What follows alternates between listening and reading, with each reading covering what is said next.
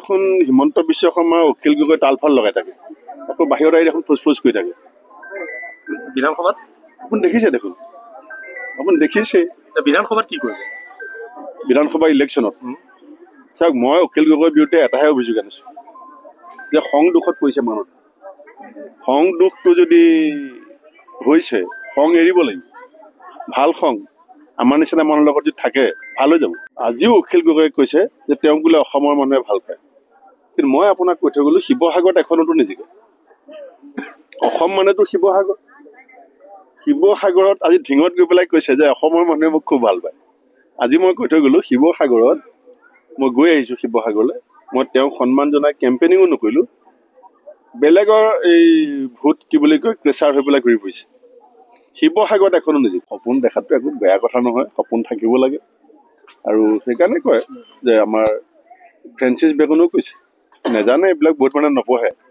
Francis বেকনে কৈছে যে to accomplish a great thing we must not only act but also' plan, not only dream but also' believe. যাৰ সপোনৰ ওপৰত বিশ্বাস আছে আৰু সপোন বাস্তৱিত কৰিব পৰা পৰিকল্পনা আছে, সেই সপোন দেখিব লাগে। কিন্তু আপোনাৰ সপোন দেখাত তেওঁৰ আপত্তি কিয়?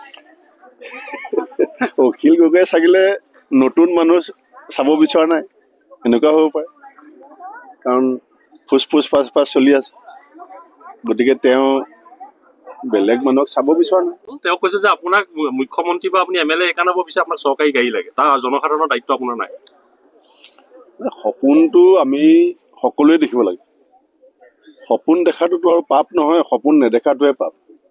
আৰু সৰু সপোন কোনেও দেখিব নালাগে। মই বিশেষকৈ অসমৰ নতুন প্ৰজন্মটোক ক'ম, সপোন সদায় ডাঙৰ হ'ব লাগে।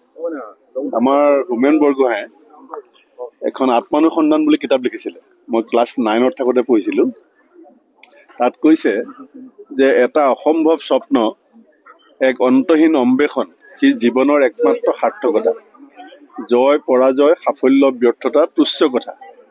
জীৱনত একমাত্ৰ গৌৰৱ হ'ল স্বপ্ন অসম্ভৱ বুলি জানি পৰিহাৰ নকৰা, অম্বেষণ অন্তহীন বুলি জানি অনুসৰণ কৰিবলৈ নেৰা। গতিকে সপোনটো আমি মানুহে জীৱনত প্ৰথমতে দেখিব লাগে, তাৰ পাছত সপোনৰ ওপৰত বিশ্বাস ৰাখিব লাগে, আৰু সপোন বাস্তৱিত কৰিবৰ কাৰণে নিখুঁত পৰিকল্পনা কৰিব লাগে। সেইটো আমাৰ মানৱ জীৱনৰ এটা ধৰ্ম।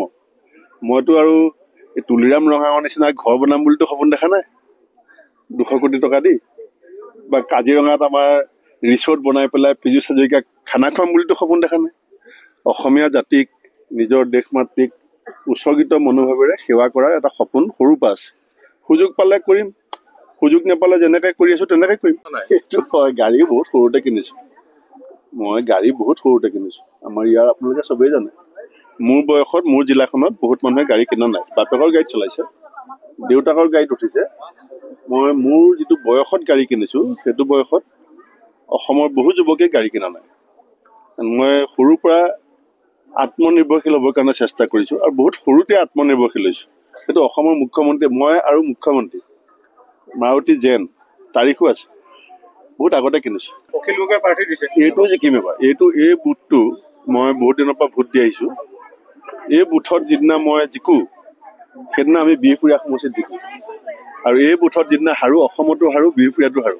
এইবাৰ এই বুথটোত আমি জিকিম, অহাবাৰ বিহপুৰীয়া জিকিব আৰু অসম জিকিব। কেন্দ্ৰত মই আপোনাক কৈছো, আপোনালোকতো চব আমাৰ ইয়াৰ লোকেল সাংবাদিক, চবেই জানে, এইটোত যিদিনাখন কংগ্ৰেছ জিকে সেইদিনাখন অসমত কংগ্ৰেছ জিকে। আৰু এইটো সমষ্টিটো সলনি কৰিম বুলি ভাবিছো, দলে পাৰ্মিশ্যন দিয়ে। মানে এইটো ভোট কেন্দ্ৰত এইবাৰ শেষ হ'ব চাগে, সেইটো নাজানো।